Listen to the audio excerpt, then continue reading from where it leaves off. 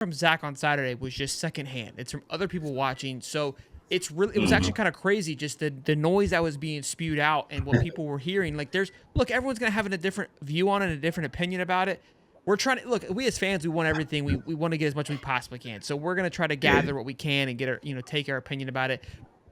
And so this is where I want to talk to you a little bit. But let's play this clip of Billy where he kind of explains his outlook on the offense. I think it's very interesting. Mhm.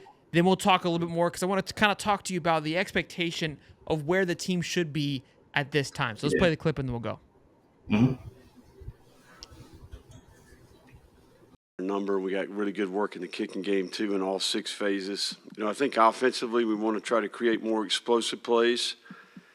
We want to do a better job on conversion downs.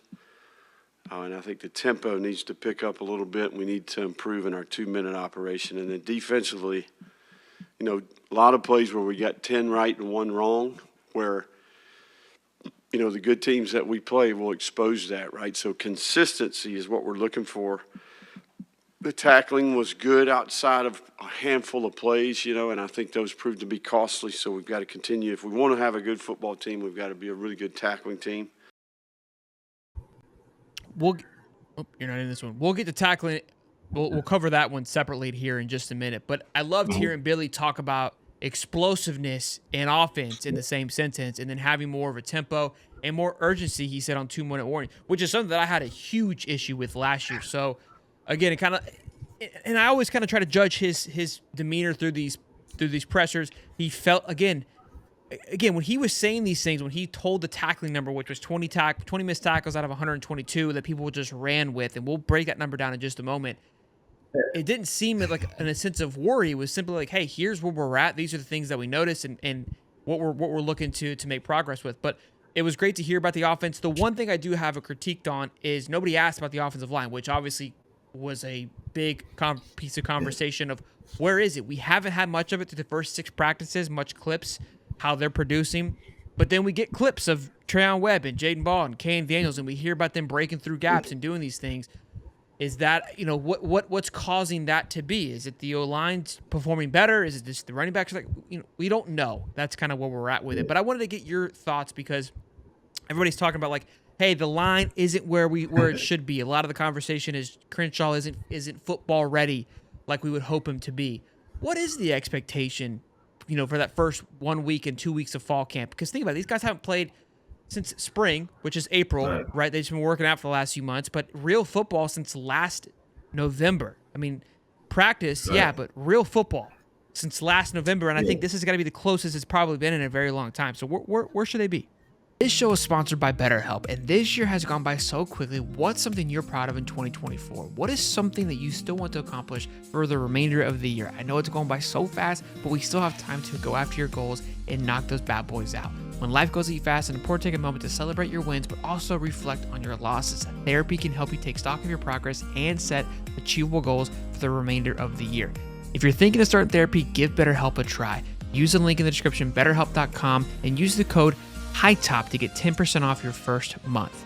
What's fantastic about it is convenient, it's flexible, and it's suitable to your schedule. You take a little bit of a quiz. What that quiz is, it suits you up with a therapist that best suits you. Now, for any reason that therapist isn't kind of really the best thing for you, you can switch it, no cost at all. It's fantastic. And look, the best thing is it's all online. Hardest part about therapy is always finding time to go do it to make it happen, but there's no excuse. Right online, you go with your schedule, it's flexible. It's important to talk to somebody, especially if you're having some doubts of yourself, or again, you want to set those goals. So be sure to check out the link in the description, betterhelp.com, and of course, use the code HIGHTOP to get 10% off. That's BetterHelp, HELP.com/HIGHTOP. We'll see you. Well, when it comes to the offensive line right now, coming into camp and coming out of camp, it's not going to look good. It shouldn't look good. If it looks good, that means your defense is sorry. Offense is always the last thing to kind of get clicking as camp moves on. It's not really until that final week or in most cases, the final couple of days where the offense runs smoothly. The defense just always has the advantage. And any smart coach is going to set up those advantages to put your guys in tough situations to see how they respond. We don't go into camp trying to work on your strengths. You go trying to work on your weaknesses. So Okay. you're gonna see some of the flaws. That way you can address it, and you're going to make sure your team is in situations that are unfavorable for them to address those things. And so I think with that in mind, I think they're doing a great job with that. Even with the missed tackles, I believe in his demeanor when he said it, they need these tackles have to be made because you're going to be put in those situations going against great teams. But we're forcing those situations. We're forcing those matchups where we're getting the ball into the running back hands and he's one on one with a defensive back. You know what I mean? Or you get in those plays where you get a guy like Tank Davis matched up on a guy wearing man, and you put him in motion, and that brings that smaller guy into the box, and now he has to make a tackle on the running back. You want those situations, and we have some big, strong backs and stuff like that. So we're challenging them and putting them in those situations. They in the plays that he would have liked to see them make, they probably didn't grade out as great as he would have. But then again, like I said, you're putting them in those situations.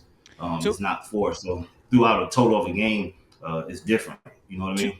Two things. We talked a little bit about this in spring game. I remember with DJ Lagway, and I'll get into that in a moment. But it's kind of what you're hoping to have happen is both sides play it perfectly to where you kind of squeeze to a fine point and you're kind of set on player, and whoever makes the play happen, right? You want the defense to do everything right, the offense to do everything right, which you're forcing, again, the perfect situation to have happen, which doesn't always happen. But when you're playing against each other, it's like playing chess, and you're playing against your own brain. So, again, we could just be we still don't know the level of where we're at, but for when we're trying to take numbers out of this, it's like we're not.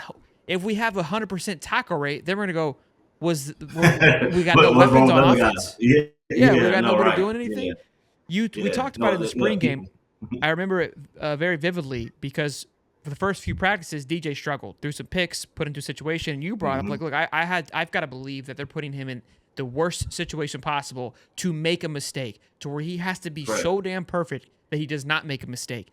And now we're hearing he still looks raw, but the progress he has made has been tremendous. And you got to think they go back to those moments of like, look, it's because he had this adversity very early on and was forced to be so uncomfortable so soon that he was able to learn from it and be able to grow from it very quickly. So like you just said, it's practice. In a way, now we shouldn't suck, but we should be coming back going, all right, we found the crack. Because if everything goes smoothly, it's like then we're not pushing each other.